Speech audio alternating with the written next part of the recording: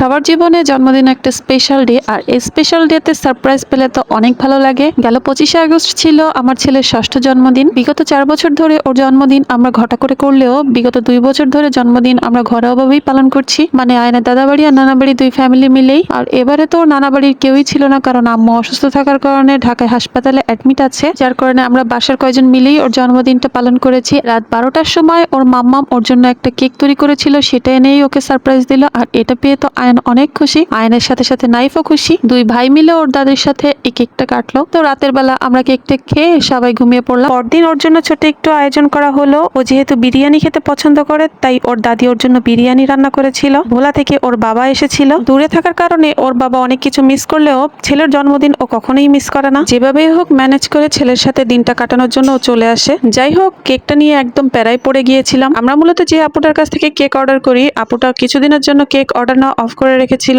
তাই অন্য এক আপুর কাছ থেকে কেকটা অর্ডার করেছিলাম। আর যেহেতু প্রতি বছর আমার ছেলের জন্য থিম কেক রেডি করি, ওর প্রথম জন্মদিন থেকে এই ষষ্ঠ জন্মদিন পর্যন্ত ও যখন যে কার্টুনটা পছন্দ করেছে, আমি সেই জন্মদিনের সেই থিমের কেক রেডি করার চেষ্টা করেছি। ওর সব জন্মদিনের একটা করে কেকের যে ভিডিও আর তার পিছনের গল্প একদিন আমি বলবো। আর এবারের জন্মদিনে আমি থিম খুঁজে পাচ্ছিলাম না ওকে কি থিমের কেক দিলে খুশি হবে। তবে রিসেন্টলি খেয়াল করছিলাম ও বিভিন্ন ধরনের গাড়ি নিয়ে রিসার্চ করছে, তাদের নাম, তাদের মডেল এসব নিয়ে খুব জানার আগ্রহ। ইভেন এমনও অনেক গাড়ির নাম জানে, আমি জানি না। আমাকে সারাদিন ধরে গাড়ির নামগুলো বলতে থাকে। তো ওকে জিজ্ঞাসা করার পর ও আমাকে ম্যাককুইন কারের কথাই বললো, আর আমাকে বললো একটা কেক কিনে একটা ম্যাককুইন কার ওটার উপরে সেট করে দিও। তো আমি তো সারা মার্কেট ঘুরে ম্যাককুইন কার খুঁজেছি, কার ঠিকই পেয়েছি, কিন্তু এটা এত ভারী যে কেকের উপর দিলে একটা ডেবে যেত কেকের ভিতরে, তাই সেটা আর আনিনি। আমি একটা ম্যাককুইন কার কিনে এটার চোখ মুখ আলাদা করে নিজে বানিয়ে এরপর গাড়িটা কেকের উপরে সেট করেছি। আর কেকটা আমি যার কাছ থেকে বানিয়েছিলাম তাকে বলেছিলাম এরকম করে বানাতে, একটু ঘাস দিতে, যাতে গাড়িটা বসালে ভালো লাগে। তো এই ছিল এটা ওর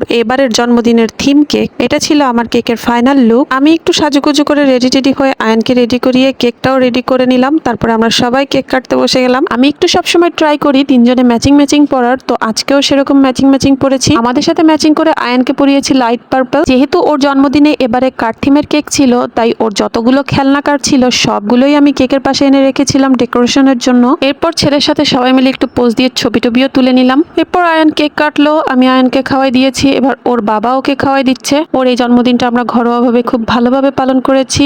আর ওর বাবা যেহেতু তার জন্মদিনে থাকতে পারেনি, 15 দিন আগে তারও জন্মদিন ছিল, সো আমি একটু কেক নিয়ে ওকে খাওয়াই দিলাম ওর জন্মদিন উপলক্ষে। তো এই ছিল ঘরোয়াভাবে ছোট করে করা আয়নের একটা জন্মদিনের পার্টি। বাট এটা ওর পছন্দ হয় না। ও চাইছিল ও বন্ধু বান্ধব থাকবে সেরকম একটা জন্মদিন করতে। তো ওর বাবা চলে গেলে আমি সেরকম একটা জন্মদিন পার্টি করেছি, সেই ভিডিও আপনাদের সাথে শেয়ার করব পরে একদিন। আজকের মতো এই পর্যন্ত। সবাই ভালো থাকবেন। আল্লাহ হাফেজ।